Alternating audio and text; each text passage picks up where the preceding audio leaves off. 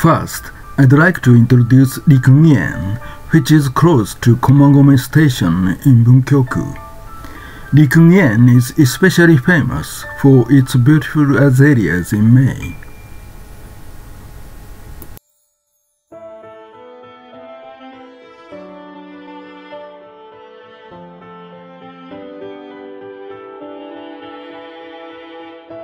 This garden is a good example of an Edo Period strolling garden and features a large central pond surrounded by man-made hills and forested areas, all connected by a network of trails. The strolling garden began to be built in the Edo period, and Rikugien Garden is a typical example of this. In these style gardens, visitors walk along paths surrounding a large central pond.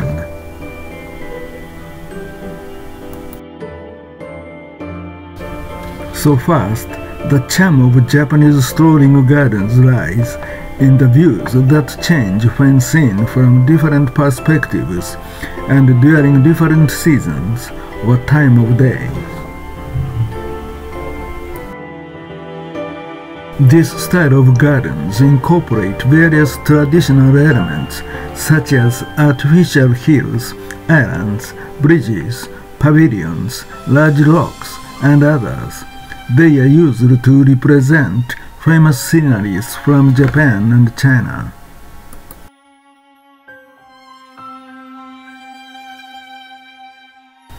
The construction of Rikugien took place around 1700 and was headed by Yanagisawa Yoshiyasu. He was a Japanese samurai of the Edo period, an official in Tokugawa shogunate, and a favorite of the 5th shogun Tokugawa Tsunayoshi.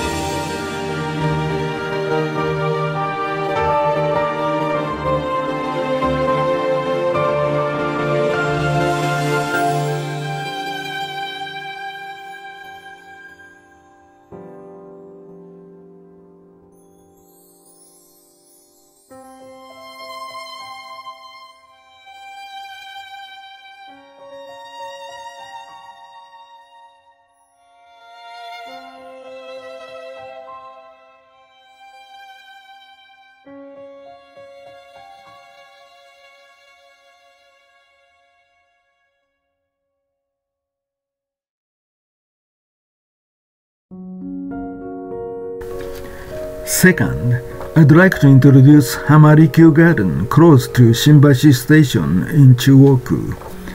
There is a departure and arrival point for pleasure boats in a corner of Hamari Garden. You can go to Odaiba and Asakusa by boat while enjoying the view of Tokyo from the sea. Conversely, you can also reach this garden by boat from Asakusa or Odaiba.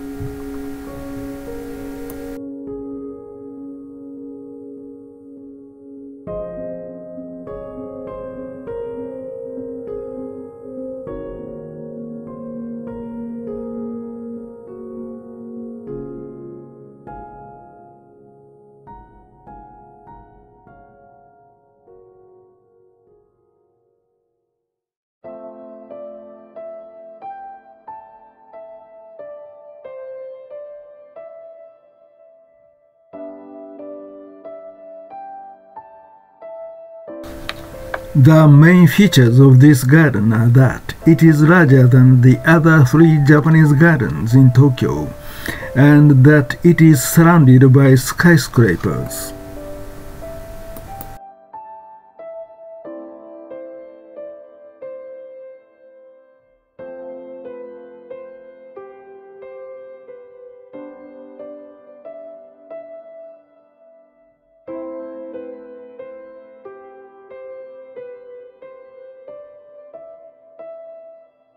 This garden is one of the Daimyo gardens. Daimyo means powerful Japanese feudal lords, so Daimyo gardens are gardens built in Edo and locally by the Daimyo of each clan during the Edo period.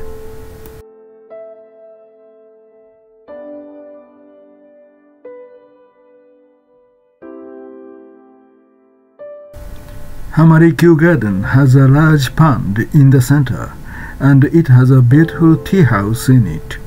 You can enjoy matcha green tea with traditional sweet there. The another feature of this garden is that it takes in the seawater of Tokyo Bay into the pond, so you can enjoy the changes in the scene caused by the wave and flow of the tide.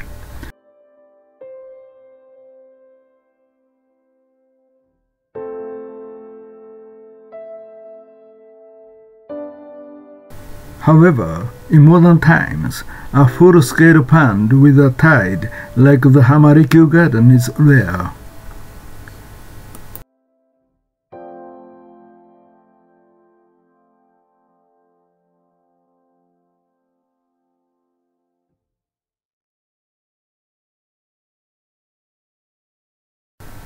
The third Japanese garden I'd like to introduce is the Kyoto Garden, close to Rikugien Station in Kyoto-ku.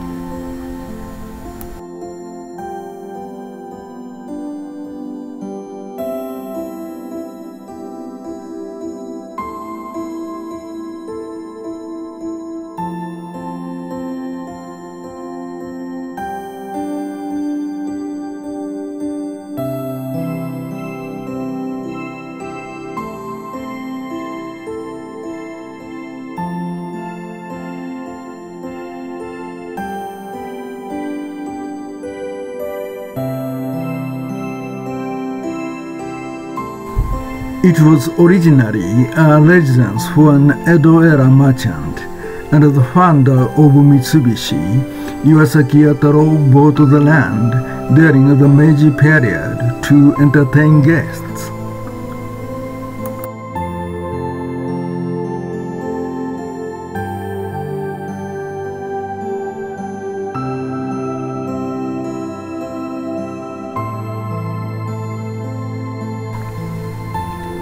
Following the damage brought by the Great Kanto earthquake of 1923, the garden was restored and donated to the city of Tokyo and opened to the public in 1932.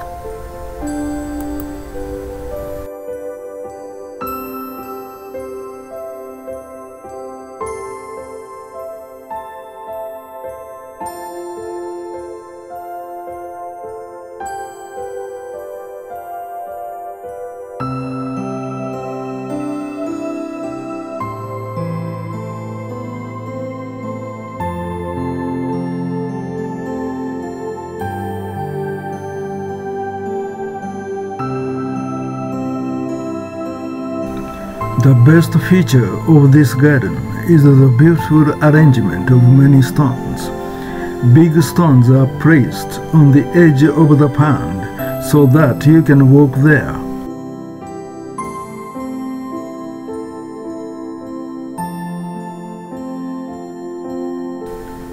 When walking along this stone path, not only can you enjoy the view of the spacious pond, but the scenery changes as you walk.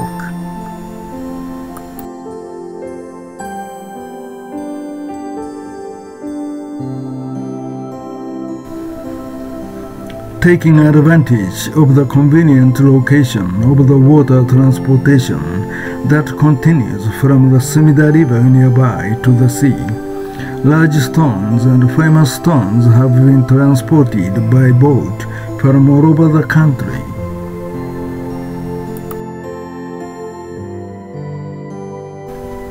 In this garden, you can enjoy seasonal flowers such as irises, hydrangeas, and so on. Being close to river and the sea, this garden is also known for the visit of various wild birds.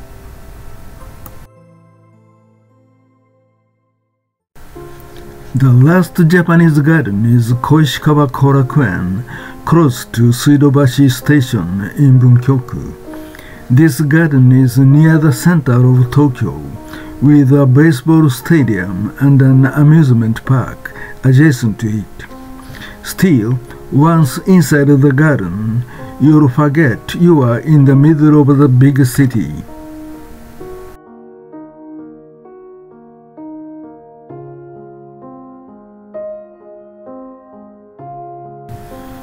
Koishikawa Korakuen is a 17th century garden of the Mito Tokugawa family, one of the 3 Tokugawa families in the Edo period. Currently, the area around the Tokyo Dome of the baseball stadium was the mansion.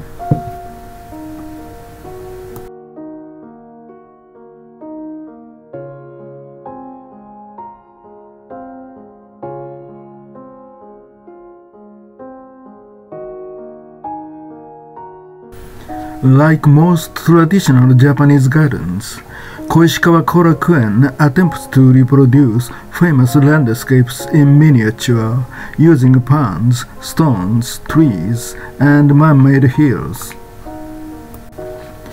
This garden was created with advice from a Chinese scholar and incorporates elements of both Chinese and Japanese taste. So, it is characterized by the names of its sceneries, many of which have taken influence from famous locations in China. But I prefer to enjoy the atmosphere of rich nature in this garden, rather than knowing these names. In this garden, there are some parts that feels like you are in a deep mountain while being at the heart of Tokyo. I really love them.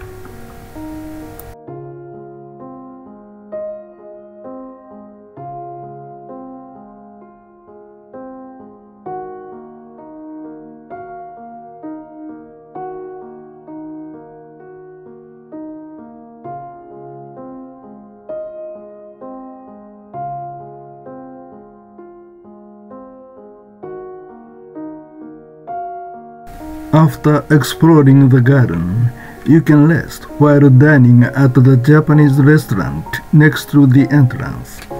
The meal you eat while looking at the garden is delicious.